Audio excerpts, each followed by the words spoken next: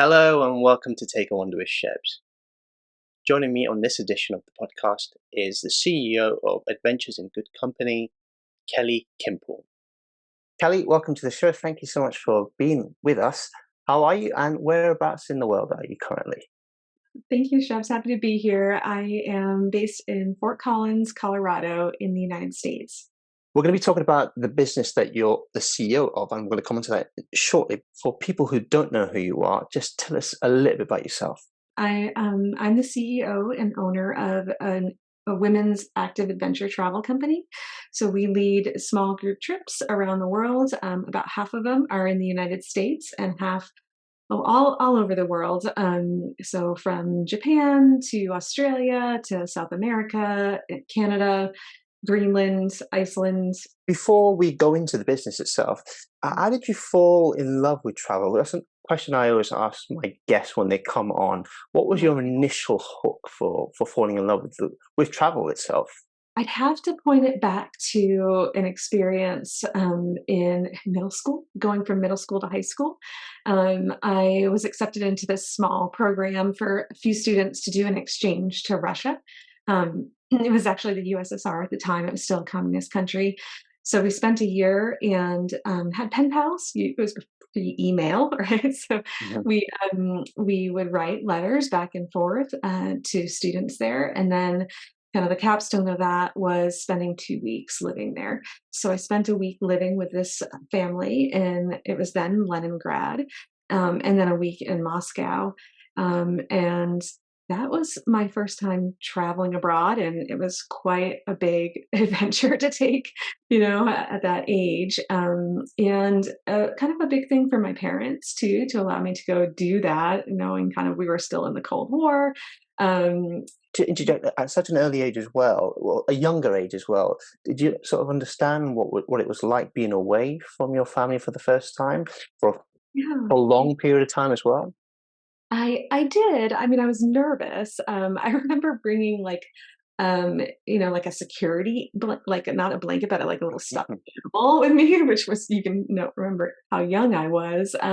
But I was also really excited, and I was with a group of teachers that I'd been spending time with, and a group of other kids, and it was really incredible. I mean, it really opened up my mind and my heart to a lot of things, and just sparked a curiosity for me to connect with people and better understand things. And it was just fun. It was fun. It was like just really interesting and cool to um, be sharing experiences with kids my age. When you returned back to the United States, Mhm. was your studies within the travel sector or was it in something completely different? No, no, it wasn't. I mean, I always have wanted to travel and loved to travel, but I came from a working class family. My mom graduated from college the same year I did, and it wasn't that was really a luxury to be able to travel. So I didn't get to do a whole lot of travel when I was young. That was a big experience, and I loved it. But I moved out west, so I grew up in New England and New Hampshire, and then I wanted to study conservation biology, wildlife biology. I kind of imagined myself as like Jane Goodall doing research. And I did do that for about 10 years. I have an undergrad degree there. I did travel quite a bit, taking field jobs, and I did a semester with the San Francisco Bay Wildlife Refuge and lived there for 6 months. Moved to Tucson for a job to work for the University of Arizona, and then got my graduate degree from the University of Arizona. And during that time, I was able to travel. I saved and I took a trip to South Africa, which was amazing. And that was with a group of people who were interested in birding. When I lived in Tucson, I also spent time with a group of people from Audubon and birding groups, and we would go over to Mexico and just do a lot of birding and exploring in southern Arizona, over to California. I traveled a lot to national parks. I loved being outdoors, and that's what a lot of our trips are. They're really outdoor focused, nature focused, active adventure. So I did a lot of it in my 20s, backpacking, biking, exploring. And part of that is like uh, just part of being a biologist too, a field biologist. You get to get out quite a bit, which was fun. Your experience itself, what makes the Mhm. person behind the business as well. Because a lot of the times I speak to a lot of individuals and they may have just got into the world of travel and they're struggling a little bit. I always say if you go out, perhaps maybe travel yourself and explore these things, maybe take a different job as well. It might help you coming back to when you start off a business like you Yeah. have done, which is Adventures in Good Company. Now, tell us a little bit about the business because it's quite a niche business that you've It is. got, It is. and what makes it what's I suppose what separates it from other businesses that may be very similar to what yours is? I think a couple things. So the main thing are our guides. So we do have our own guides who lead a lot of the trips, and they've been leading trips for us. Some of them since the very inception of the business in 1999. And the business is really based on a nonprofit that started decades before that called Woodswomen. And they were the first organization of its kind to train women to lead other women in outdoor adventures and travel. So they had a guide leadership program. And when Marion Marbury founded Adventures in Good Company, she had been guiding trips for Woodswoman for about a decade and working in their office, volunteering in their office. And so she founded Adventures in Good Company on a lot of the foundation and philosophy of Woodswoman, which was to provide a safe, encouraging space for women to travel together Mhm. and groups. And I would say, initially our trips were really more active. There Mm. was rock climbing and summiting mountains, and we still do some of those trips, but we're shifting a little bit and exploring some more wellness style trips. But some of those guides who started with Adventures in Good Company in 1999 still guide for us today. And if you go on a trip with us in the United States, you're with two or three of our guides who are familiar and passionate about the area. And then we also, when we go abroad, we try to partner with similar small businesses, create really unique itineraries, get you out and actively moving and understanding a place and getting to connect with a place. And we also have one of our guides along too, as well, working with the local guides. So it's interesting because you were saying you've got guides. Initially, when you started within the United States, it would have been just the United States exploring. But now that you've ventured out, as you Mhm. just said there, you would have specific guides for those parts of the country that you're going to. Your guides within the United States may not be as knowledgeable as, well, of course, they will be knowledgeable, but not as knowledgeable as someone local. And Mhm. that is where, and I just want to quickly go back to the niche of it as well, because it's mainly for women as well. And you were saying it's for a safe environment for women to travel. There are a lot of solo female travelers that I meet. There's a lot of travelers that I meet in groups when I travel. Do you feel as though with the market now, is Mhm. it saturated since you started, or do you feel as though you are progressing and it's still progressing, and you have Yeah. to evolve with time? Yes and no. I would say, when we first started, there were very few people doing this. There really were not many um, adventure travel companies specifically for women and led by women. We were really one of the first and one of the only in that space. Now you'll find quite a few more. There is more of there are several options for women when they're looking for to travel with other small groups of women. But, I still feel like in terms of us changing or evolving, not really. We have a really high repeat traveler rate.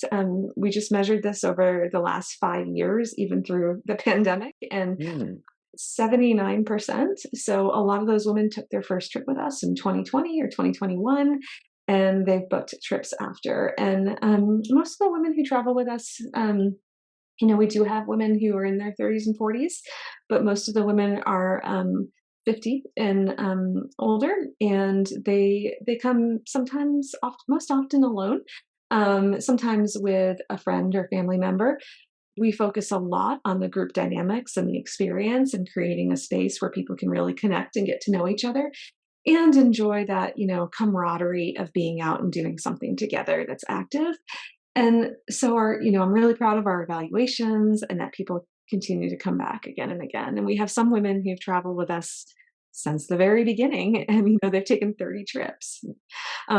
So it's a really we had our best year last year in terms of the number of trips and travelers, and I really see that we are just going to continue to grow. Well, it's great that you've got a great retention because a lot of businesses rely on and you mentioned there as well about demographics as well. So you have some in the 30s, but majority of people traveling are over 50. Is your business model targeted towards the over 50s, or is it for anyone from any age?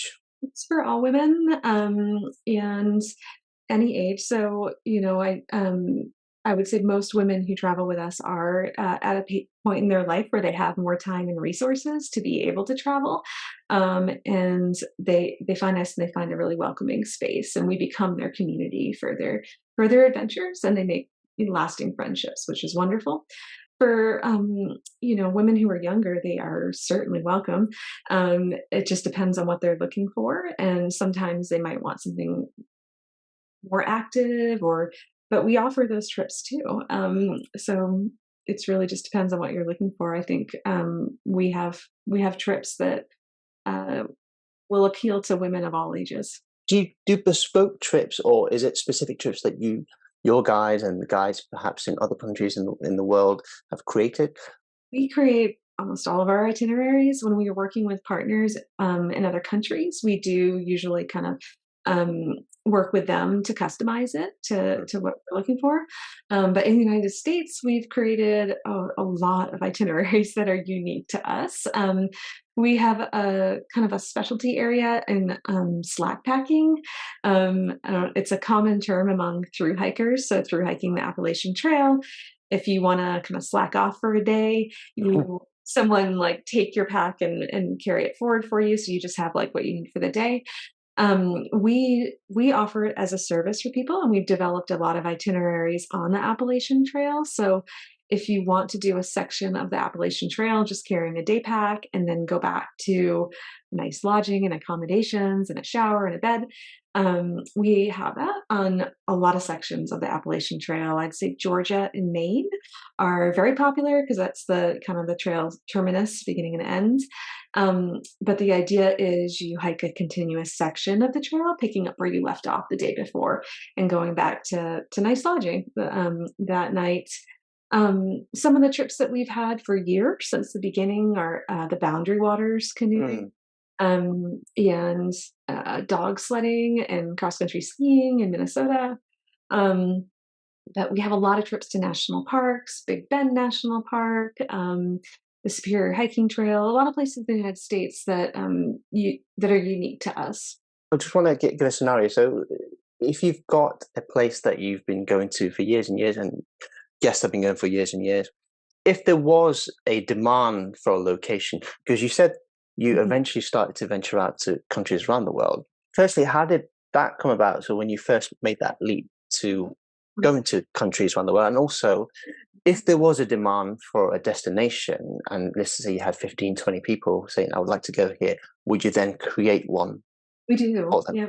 Yeah, that's how a lot of our trips have developed, either demand, interest from our travelers because, like I said, we have a high repeat traveler rate, so they've done a lot of trips and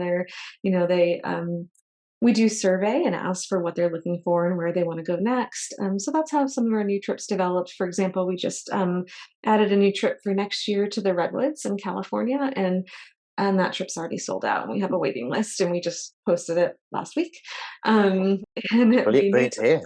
yeah, we knew there was interest in that area among our community. Um, but for international trips, we've actually been offering them since the beginning. Woods Woman offered international trips as well. So we do have some places and destinations internationally that we've been traveling to since 1999. Provence, Nepal. Um, there's a number of places, but that has continued to grow and expand as the demand has, and there's been interest in going to these places. And since the inception, then, so as you said, you've had international travel. Has it Yeah. always? Have you had a specific target market? Now, I said you've got potentially any women that want to go. but Mhm. are you catering towards a luxury end? Are you catering towards middle or sort of a budget end? Or what sort of Yeah, travel? it shifted. Initially, it was, more budget. It was more active, adventurous, what you think of, backpacking, camping. And I'd say we've started to shift a little bit into a little higher end, more luxury experiences, nicer lodging, meals, things like that. But for the most part, we try to offer something for women at different stages of their journey. So, we still have backpacking trips. Some of our Appalachian Trail slackpacking trips are in really nice lodging, and some are in more traditional hostels, what you'd find on the trail. Um, and internationally, too, we have a variety of options for people and what they're looking for. But I wouldn't say luxury. There are plenty of operators very similar to what you're doing, but not necessarily for women only. But they'll Mhm, have a luxury end, they'll have a middle end, and they'll have like a budget end as well. mhm, I mhm. suppose the more bigger you become, you could probably utilize those aspects. So if people who can essentially make it cost effective for them to travel on a budget, you can still do that. Is Mhm. that a plan maybe going forward as your business grows and grows? Potentially, at this point, I'd say if we see that there's interest and we survey our community and they are looking for that, we will offer it. And we do plan to offer a few more higher end trips next year, and we've been talking to a few partners for that. Um, but right now, I'd say, um, we want people to be able to have these experiences, right? And we want to be accessible Mm. for people. And so a lot of that is, economics. Traveling is a privilege, and being able to do these things is a privilege. And we want to allow as many women as we can to experience these things. And so you can do that, by making it more affordable. Business has been going on for such a long time. So longevity, what's been the key to your longevity? I know you said retention is one thing, but why is that? Why have people come back to you? What do you offer that is so special, I Mhm. suppose, or unique? It's our community.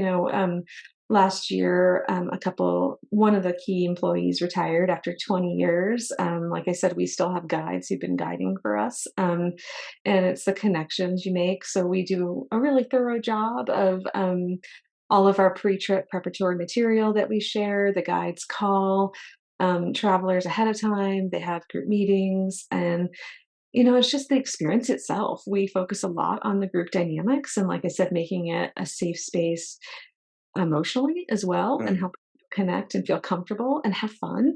I love reading. That's one of the things I do almost daily. We do trip evals and then guide evals. We have a survey for travelers to complete after the trip, and I love reading that. And I love reading, especially the people who go on their first trip and aren't sure what to expect and are already signing up for their next trip. It exceeded all their expectations. It was so much more than a vacation. It was just fun, and they made friends. And You said also last year was your best year. Now you also survived the pandemic as well. So when that hit, were yeah. there concerns at the time? And Oh, it's yeah. you're doing Yeah. I doing mean, it now. yeah, sure. I bought the company January 2nd, 2020. So that was, just a couple months. I really didn't know that we would survive Mm. 2020. I did pause trips for about 5 months. Of course, all international trips for a lot longer.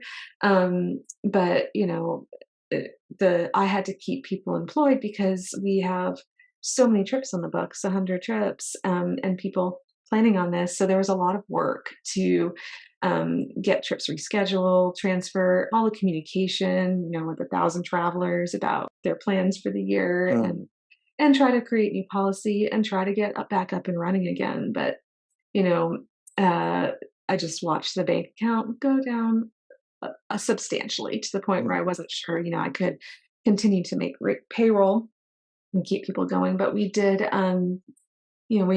start running trips again in the fall of 2020 in the United States. People wanted to, and they trusted us, and they trusted our guides.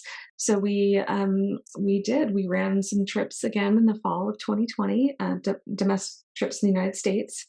And then in 2021, we did what we can to continue to offer trips in the United States. All Mhm. of that pretty full portfolio. Are your main customer base mainly the US, or is it from all over the world as well? It's mainly the US. I'd say Canada is next, and then we have a sprinkling of people that come from Australia, the UK. And I do think that, for women abroad, we offer great opportunities for people to come to the United States and go on our trips. We just haven't marketed to that. We Are have you are you targeting that people from around the world, or is it just, I suppose, mainly focusing on areas where right you're now, doing business? marketing has mainly been to women in the United States, but Shebs, we haven't had like sophisticated marketing. So much of our growth has just been through word of mouth, Mhm. and that's been the main source of travelers. We haven't spent or put a lot of money or effort towards marketing because we have had such a strong repeat traveler rate, and we've had referrals through word of mouth. So, we haven't really had to do a lot of marketing, which has been wonderful. But, as I think about opportunities and growth and where we want to go, I do think that is an area. And I think we offer the best expertly guided trips in the United States for women for active adventures. So I would love to see women from the UK, Europe, wherever, just be able to join us. Growth is great. It depends on how much you want to grow, and the question is, Exactly. how much do you actually want to go? Do you like the fact that you are quite a niche Yeah. in the market, and you don't necessarily have to worry about marketing yourself, or because word of mouth is what's paying you? That is a question, really. Do you want to grow, or do you like it where it is right now? I would like to grow some to support some of our vision of what we can do and to be the leader in the market. So, stability has been my main goal over the last 3 years, just to get the company stabilized and kind of back to pre-pandemic where we were, and I've done that. So now it's just a matter of where we go from here. So I am doing some work right now to think about strategic planning and how and where we want to grow. A lot of my work, though, has been on hiring and training staff. So that's been my focus, my emphasis, and that's where I want to. That's really what's important to me is having a great team that feels supported and has opportunities for personal and professional growth as well. So that's what drives me to continue to grow the business is so that I can provide great professional opportunities for women and careers for women, including our guides. So our staff, we have staff who, do all the administration and organization and trip development and all of those things. And our guide team are mostly independent contractors. A few of the people on staff do go out and guide trips. But our guides are independent contractors and they aren't necessarily doing this full time. Some of them are attorney or firefighter, you name it, and they have other full time careers and they do this, as they lead 3 to 5 trips a year. Do you have an office, or are you working out of a home, or Yeah, everyone's remote. So that's the interesting thing. Everyone's always been remote in terms of our staffing. so you're And doing remote work well before remote work then? we were. That was the only part that was easy about the pandemic, I would say. It was like we were already set up for that. We didn't have to figure out Zoom or anything or set that up. But yeah, so everyone works remotely. Several staff in Colorado, one in Alaska, Washington State, North Carolina, Chicago, kind of spread out. And our guides are all over the country. And then we have some guides internationally too that we've been partnering with for a long time. Do you travel yourself to some of these No, trips, or I've been traveling more for conferences and meetings, and traveling as just help support the trips. So, but not to guide the trips. So, I'll do work ahead of time to shuttle vans or resources or scout or do whatever we need. But I am actually going on my first trip, leaving Friday for Portugal, since I bought the company.